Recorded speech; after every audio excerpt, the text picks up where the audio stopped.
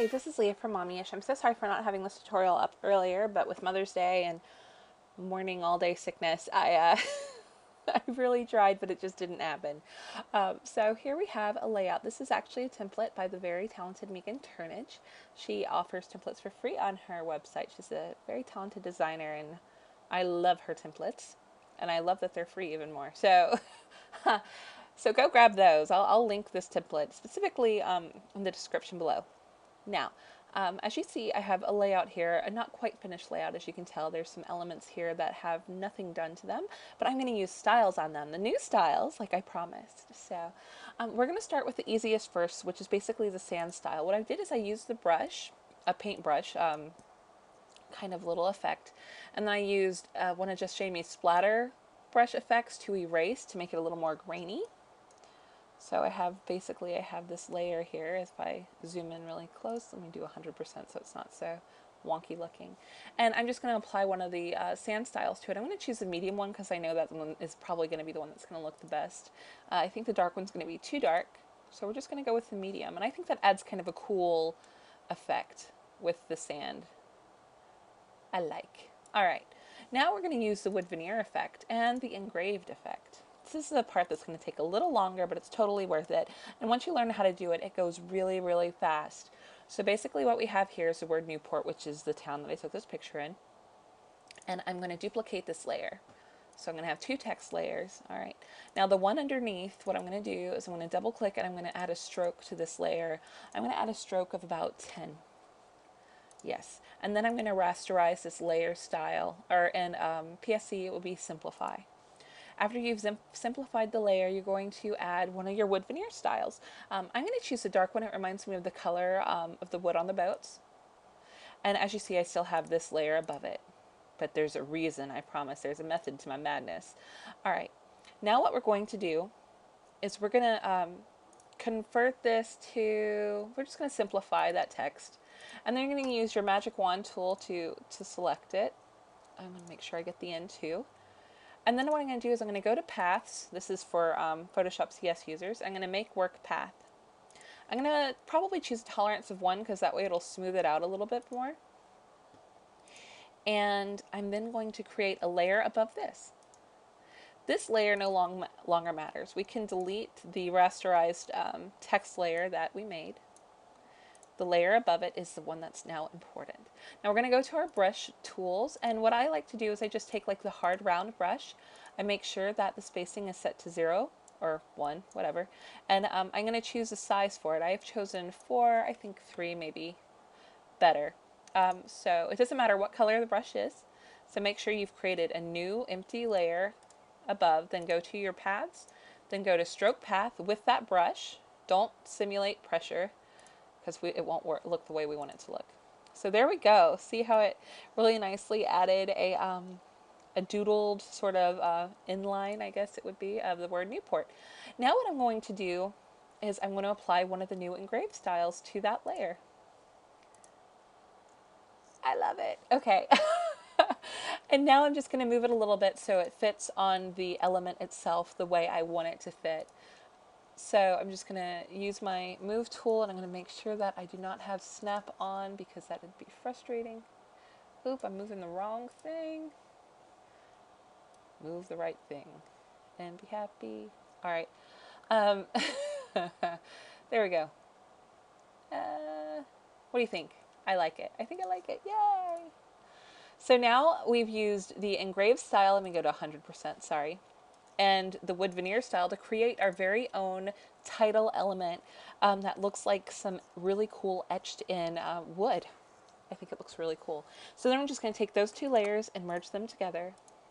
And then I would just add a drop shadow. Woo, not that kind of drop shadow though. Let me turn my fill back on. There we go. Yay! It's a little dark. It's a little dark, guys. I doubt you guys care, but I care. I care so much. There we go. Better. So that is, so far we've done sand, we've done wood veneer, and we've done engraved. Now we are going to do the vellum style, and what I'm going to use that style with is this shape here. This is a shape from Miss Tina, which she has a bunch of washi tape shapes, which I would suggest any scrapper to have tape shapes. it makes it easy to create your very own washi elements, and I'm going to show you why. Basically, you can just use any color you want. So if we want it to be yellow, it can be yellow. If I want it to be red, which I think would look weird, we could make it red. You can sample from colors from paper. You can even clip paper to it. Huh? But I'm going to go ahead and I'm going to make this like a whitish color. I'm going to duplicate the layer. This is important. Duplicate the layer that you've created. For the one underneath, you're going to choose to take your fill down to 0%. So slide that all the way down.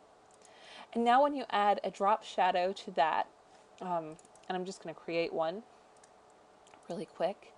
We'll do linear burn. We will turn down the opacity to like 25%, and we will make it maybe 3 away. I mean, it's not like tape really has much of a shadow, right? There we go. So now we have this element that actually, a layer that's just a shadow. That's important, especially when you're using anything like vellum, any transparent type elements that you need a shadow with. It's a very nice trick. Just duplicate that layer, turn the fill to 0%, and then add your shadow. All right. Now, above that, I'm going to apply one of the vellum styles. And as you see, it just creates my own little special vellum-y tape sort of epicness to it. I could be done there and just be like, okay, we're done. I made a layout. I really like it too. It's cute. And or I can go into my papers here if we want to get a little extra special fancy. And I could open up this paper. I'm going to copy it. Then I'm going to paste it to the shape layer that I applied the vellum style to. And this makes it so I can use any of the papers to create my very own washi tape. That looks kind of cool, right? Yeah? Yay! And then I'm done. That's it. So that's using our vellum styles with the tape, which is good for creating vellum elements, or like I have here, a tape element. Our engraved style with our veneer, and our sand style to create this really cool layout. And now all I need to do is add journaling and I'm done. So I hope this has been a nice tutorial for you to watch. Hopefully I haven't gone too fast. I know it can be a little confusing at times. Just remember a few little tips. Creating paths from selections, if you want it to kind of smooth out a little bit, set the tolerance to 1. If you are using CS and not PSC. If you're using PSC, I'm creating a very quick action for you guys to use to take any of your text layers and create a path out of them. So you can use that, just use that action, and then make sure that you have the brush that you. Oh, I'm sorry, brain fart. Make sure that you've set your brush up in advance before you run the action, because it's going to take whatever brush you have in your inventory at the time, and it's going to stroke the path with that. So what I want you to do is make sure that you've set your brush to be a tiny, cute little thing. And then for drop shadows with washi tape, fill to 0%. Really, really important. Just duplicate the layer, the one underneath, fill it 0%. It's a fantastic trick, and you are going to use it over and over and over and over again, I promise. I know I do. Anyway, that's it for today. Have a fantastic day and a great week. Bye-bye.